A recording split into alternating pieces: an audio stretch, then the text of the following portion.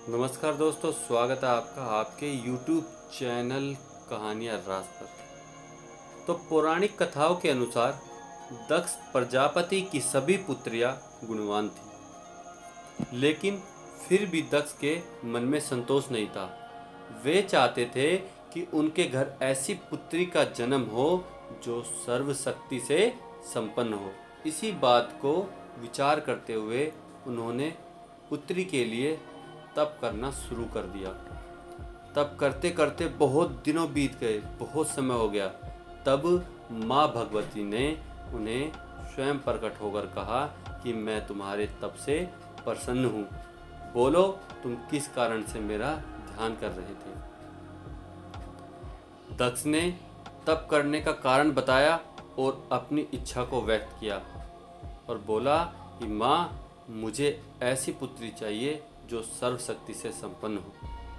फिर माँ बोली, मैं स्वयं तुम्हें पुत्री रूप में तुम्हारे यहाँ जन्म लूँगी और मेरा नाम सती होगा। कुछ समय बाद माँ भगवती ने सती के रूप में दक्ष के घर जन्म लिया। सती दक्ष की सभी पुत्रियों में सबसे अलौकिक थी। सती ने बाल्यावस्था में कई ऐसे आश्चर्यचकित करने वाले कार्य कर दिए और कर दिखाए, जिन्हें देखकर स्वयं दक्ष को भी बड़ा अचंभा होता था। लेकिन जब सती विवाह योग्य हो गई तो दक्ष उनके लिए वर ढूंढने लगे और उनको चिंता होने लगी। उन्होंने ब्रह्मा जी से इस विषय में बात की। ब्रह्मा जी ने कहा कि सती माता तो भगवती का अवतार है। माँ भगवती स्वयं आदि शक्ति और शिव आदि पुरुष है। अतः सती के विवाह के लिए शिव ही योग्य और उचित वर है। लेकिन दक्ष को शिव पसंद नहीं थे।